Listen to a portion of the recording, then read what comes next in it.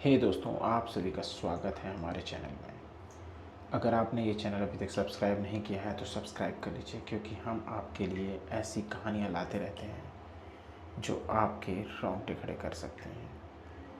तो हमारे साथ बने रहिए। और आज हम कुछ ऐसी ही एक सच्ची घटना पर आधारित आपको कहानी सुनाने वाले हैं जो घटित हुई थी राजस्थान के कुलधरा में, जो कि आज भी श्रापित हवेली है। चलिए दोस्तों, तो शुरू करते हैं बिना किसी देरी के।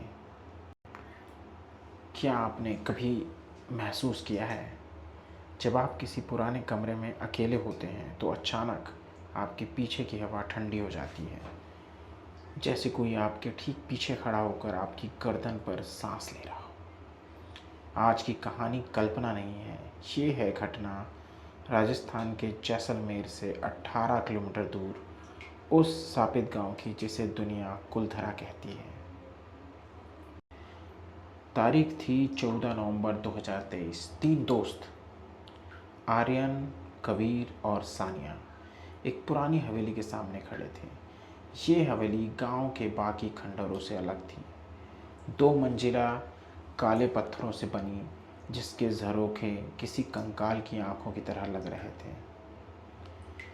आर्यन ने कहा, देख लेना, सुबह होते ही हम इस जगह का सारा डर खत्म कर देंगे। भूत वूत सिर्फ दिमाग का वहम होते हैं। लेकिन जैसे ही उन्होंने हवेली की चौखट पार की, सानिया की कलाई पर बंधी स्मार्ट वॉच ने अलर्ट कर दिया। उसके दिल की धड़कन 120 बीपीएम पार कर चुकी थी। जबकि वह सिर्फ खड़ी थी, वहाँ की हवा में एक अजीब सी महक थी, जैसे बहुत पुरानी सड़ी हुई लकड़ी और इंसानी मांस के जलने की गंध वहाँ से आ रही थी। हवेली के अंदर सन्नाटा इतना गहरा था, उन्हें अपनी पलकें झपकाने की आवाज़ भी सुनाई दे रही थी। आर्यन ने अपना प्रोफेशनल वॉइस रिकॉर्डर ऑन किया। आर्यन ने कहा कांपती आवाज़ में, क्या क्या यहाँ कोई है? क्या आप हमसे बात करना चाहते हैं? रिकॉर्डर में हिस्स की आवाज़ सुनाई दी और दबी आवाज़ में एक औरत की हंसी थी। रिकॉर्डर पर जो सुनाई दिया उसने उनके खून को बर्फ़ जैसा ठंडा कर दिया। एक औरत की आवाज़ आई, तुम बहुत देर से आए। तभी कबीर के हाथ से टॉर्च छूट कर गिर गई। टॉर्च की रोशनी जब ज़मीन पर पड़ी तो वहाँ धूल पर पैरों के ताज़ा निशान थे, जो सानिया के पीछे जाकर रुक रहे थे। लेकिन सानिया के पीछे कोई नहीं था। अचानक हवेली के ऊपरी हिस्से से भारी कदमों की आवाज़ आने लगी। थप थप थप, जैसे कोई भारी जंजीरें घसीट रहा हो। वो तीनों भागकर ऊपर की मंजिल पर पहुंचे। वहाँ एक बंद कमरा था, जिसकी दरारों से हल्की नीली रोशनी आ रही थी। कबीर ने जैसे ही दरवाजे को धक्का दिया, अंदर का नज़ारा देख उसकी चीख निकल गई। कमरे के बीचों बीच एक पुरानी पालकी रखी थी, जो हवा में झूल रही थी। उस पालकी के सामने फर्श पर ताज़ा खून से एक नाम लिखा था, आर्यन। तभी सानिया चिल्लाई। उसकी पीठ पर किसी ने नाखूनों से गहरे निशान बना दिए थे। दीवारें अचानक हिलने लगीं। ऐसा लग रहा था जैसे हवेली की ईंटें सांस ले रही हों। जो दरवाज़ा अभी खुला था, वहाँ अब सिर्फ एक ठोस पत्थर की दीवार थी। सांस फूल रही थी। आर्यन ने अपनी जेब से एक छोटी सी हनुमान चालीसा निकाली। जैसे ही उसने मंत्र पढ़ना शुरू किया, हवेली के अंदर का तापमान -2 डिग्री तक गिर गया। उनकी सांसें धुएं की तरह बाहर आ रही थीं।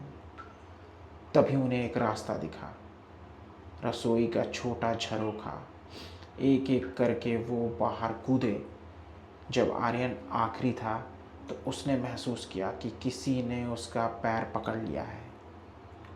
एक ठंडे बिना मांस वाले हाथ ने उसकी जीन्स फाड़ दी। उसने पूरी ताकत से लात मारी और वो बाहर रेत पर आ गिरा।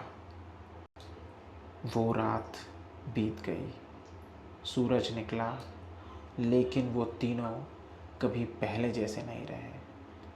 आर्यन के पैर पर आवाज भी उस पंजे का काला निशान है जिसे डॉक्टर गैंग्रीन कहते हैं।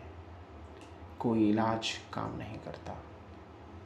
कुलधरा की उस हवेली के बारे में आज भी कहा जाता है कि वहाँ जाना आसान है, लेकिन वहाँ से वापस आने वाला हर इंसान अपने साथ कुछ अनजान चीज़ें लेकर आ जाता है। तो अगली बार अगर आपको लगे कि कोई आपको देख रहा है तो पीछे मुड़कर मत देखिएगा, क्योंकि ये है कुलधरा की श्रापित हवेली। दोस्तों, यदि आपको ये कहानी अच्छी लगी होगी, जो एक सत्य घटना पर आधारित है, पात्र और घटनाएं काल्पनिक हैं, तो हमारे चैनल को सब्सक्राइब कीजिए, क्योंकि हम आपके लिए ऐसी कहानियाँ लाते रहेंगे। Thank you so much. अपने भाई अजय भाई को अब इजाज़त दीजिए। Thank you so much.